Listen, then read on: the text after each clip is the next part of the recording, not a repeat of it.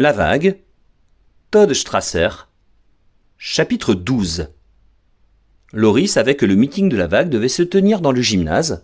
Pourtant, elle s'attardait près de son casier, ne sachant pas si elle voulait vraiment y aller. Elle n'arrivait toujours pas à formuler ce qui la préoccupait dans le mouvement, mais elle se sentait de plus en plus mal à l'aise. Quelque chose clochait. La lettre anonyme qu'elle avait reçue n'était qu'un symptôme. Le pire n'était pas qu'un élève de terminale ait intimidé un de première, pour le forcer à rejoindre la vague, mais que l'auteur de l'article ait refusé de donner son nom, qu'il ait été trop effrayé pour le faire. Elle-même avait tenté de repousser cette idée depuis plusieurs jours, en vain. Elle devait l'admettre, la vague lui faisait peur. Oh, on ne craignait rien si l'on était un membre loyal qui ne posait pas de questions. Dans le cas contraire... Soudain, des cris provenant de la cour la tirèrent de ses pensées. Elle se précipita vers la fenêtre la plus proche et aperçut 2 garçons, en train de se battre, au centre d'une foule de lycéens qui les observaient en poussant des cris. Laurie en eut le souffle coupé. L'un des bagarreurs n'était autre que Brian Hammond. Bouche bée, elle ne le quitta pas des yeux, tandis qu'il se donnait des coups de poing et roulait au sol sans cesser de se battre. Mais que se passait-il encore ? Un professeur se rua hors du bâtiment pour les séparer. Il les agrippa fermement par un bras avant de les entraîner à l'intérieur, de toute évidence pour les conduire vers le bureau du principal. En chemin, Brian clama « La force par la discipline, la force par la communauté, la force par l'action !» L'autre répondit en criant « Tu vas la fermer, ouais !»« T'as vu ça ?» Elle sursauta surprise par la question.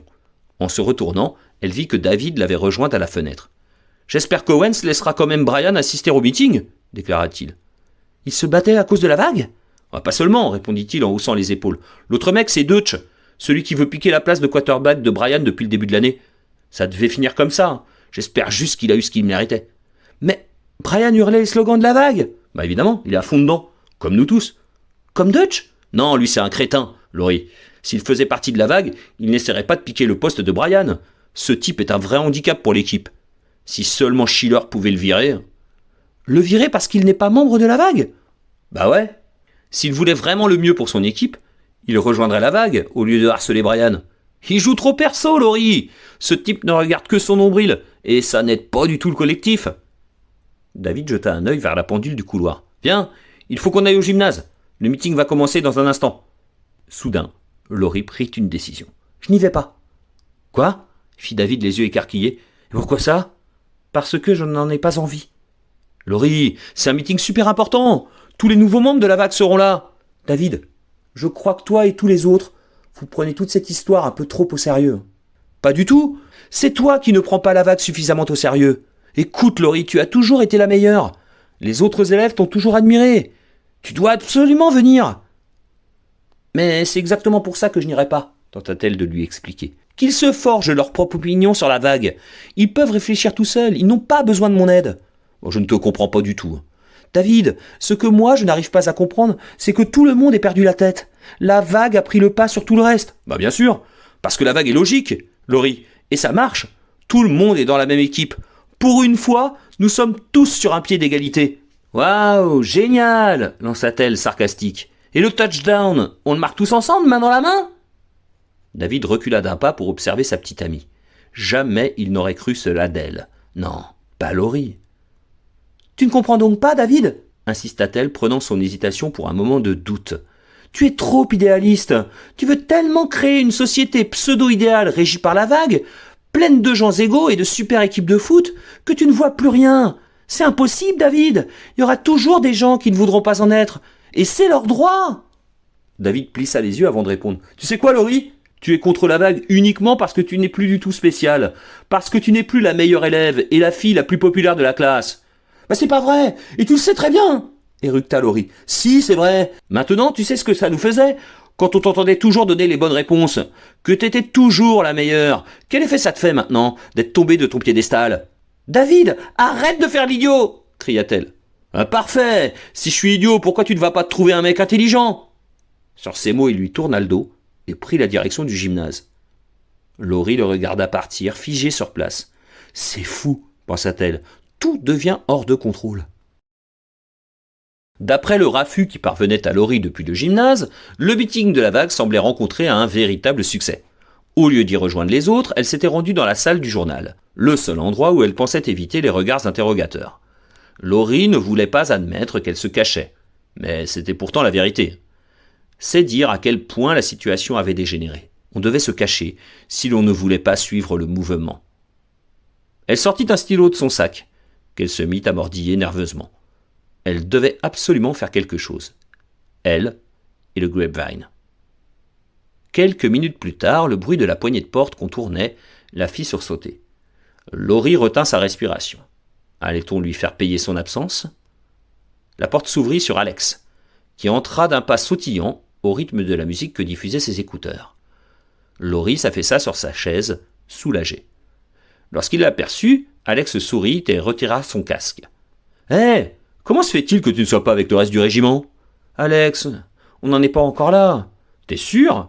fit-il avec un sourire en coin. « Bientôt, on devra changer le nom du lycée en Caserne Gordon. »« Oh, je ne trouve pas ça drôle. » Alex se voûta et fit une grimace avant de répondre. « Laurie, tu devrais savoir qu'il n'y a pas de limite au ridicule. Si tu les considères comme un régiment de soldats, tu n'as pas peur de te faire enrôler ? » ?»« Qui ça, moi ?» fit-il en retrouvant le sourire. Il fendit l'air d'une série de mouvements de karaté avant de répondre « Que quelqu'un essaie de me recruter de force et je le transforme en sushi !» La porte de la salle s'ouvrit de nouveau, cette fois sur Carrie. Voyant Laurie et Alex, son visage s'éclaira. « Ah, on dirait que j'ai trouvé le grenier d'Anne Frank !» déclara-t-il. « Bienvenue au club des derniers libres penseurs !» lança Alex. Carrie acquiesça. « C'est exactement ça. Je sors tout juste du meeting. Ils t'ont laissé partir ? Il fallait que j'aille aux toilettes. »« Alors tu t'es trompé d'endroit, mon pote ?» le railla Alex. « Je suis venu là en sortant des toilettes, » expliqua Carrie en riant. « N'importe où, c'est toujours mieux que là-bas, hein. » « Oh, je suis bien d'accord, » soupira Laurie. « On devrait peut-être se trouver un nom, » suggéra Alex. « Si eux, ils sont la vague, on pourrait être l'écume. »« T'en penses quoi ?» demanda Carrie à Laurie. « De quoi ? Qu'on s'appelle l'écume ? » ?»« Non, de la vague en général. J'en pense qu'il est grand temps qu'on sorte le nouveau numéro du Grapevine. »« Bon, je m'excuse de vous donner mon opinion qui n'est guère sérieuse la plupart du temps, » annonça Alex, « mais à mon avis, on devrait l'imprimer avant que le reste de la rédaction se fasse engloutir par la puissante vague. »« Passez le mot aux autres !» répondit Laurie. « Dimanche, à 14h, on se réunit chez moi, pour une réunion d'urgence, et essayez de faire en sorte que seuls des non-membres viennent. » Ce soir-là, Laurie resta seule dans sa chambre. Tout l'après-midi, elle avait été trop préoccupée par la vague pour se permettre de penser à David. Ce n'était pas la première fois qu'ils se disputaient, mais dans la semaine, il avait promis qu'il passerait la prendre ce soir-là. Or, il était 22h30. Manifestement, il ne viendrait pas. Pourtant, Laurie n'arrivait pas à l'admettre. Ils sortaient ensemble depuis la seconde et soudain ils s'étaient séparés à cause d'un détail. Sauf que la vague n'était plus un détail. Plus maintenant.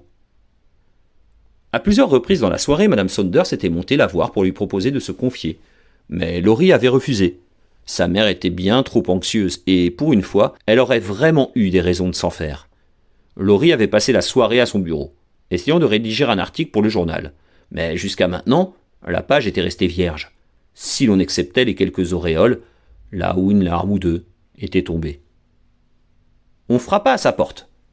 Laurie s'essuya rapidement les yeux du revers de la main. C'était inutile. Si sa mère entrait, elle verrait qu'elle venait de pleurer. « Je ne veux pas en parler, maman !» sanglota-t-elle. Mais la porte s'ouvrit malgré tout. « Ce n'est pas maman, ma chérie. »« Papa ?» Laurie fut surprise de voir son père.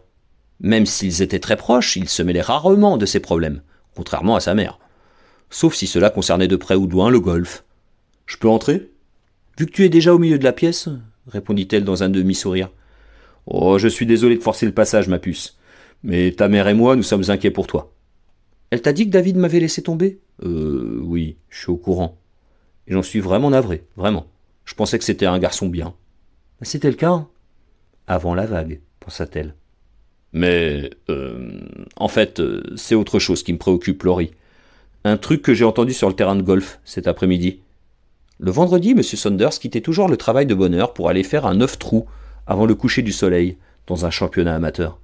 De quoi s'agit-il, papa ? Aujourd'hui, après les cours, un élève s'est fait tabasser, lui apprit-il.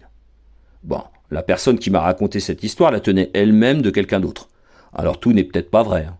Mais apparemment, il y avait une sorte de meeting de la vague au lycée. Or, cet élève refusait de participer à cette espèce de jeu, ou alors il l'avait critiqué. Laurie en resta bouche bée. Les parents du garçon sont les voisins de l'un de mes copains de golf. Ils ont emménagé cette année. Donc leur fils devait être nouveau au lycée. Il avait le profil idéal pour rejoindre la vague alors ? Peut-être. En tout cas, ce garçon est juif. Est-ce que cela pourrait avoir un rapport ? Laurie écarquilla les yeux. « Papa, tu ne penses quand même pas que... Tu ne peux pas croire qu'il se passe des choses pareilles au lycée ? D'accord, je n'aime pas la vague, mais cela n'a rien à voir avec ça, papa, je te le jure. » Tu en es sûr ? En fait, je connais tous les membres fondateurs de la vague. J'étais là quand tout a commencé. L'idée, c'était de nous montrer comment l'Allemagne nazie avait pu voir le jour.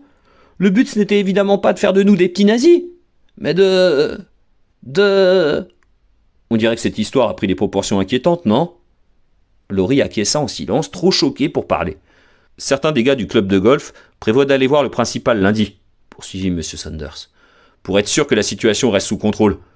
De notre côté, on a prévu de sortir un numéro spécial du Grapevine pour dénoncer toute cette affaire. Son père se tut un instant. « Bonne idée, ma chérie, » répondit-il enfin. « Mais reste prudente, d'accord ? » « Je ferai attention, papa. Promis. »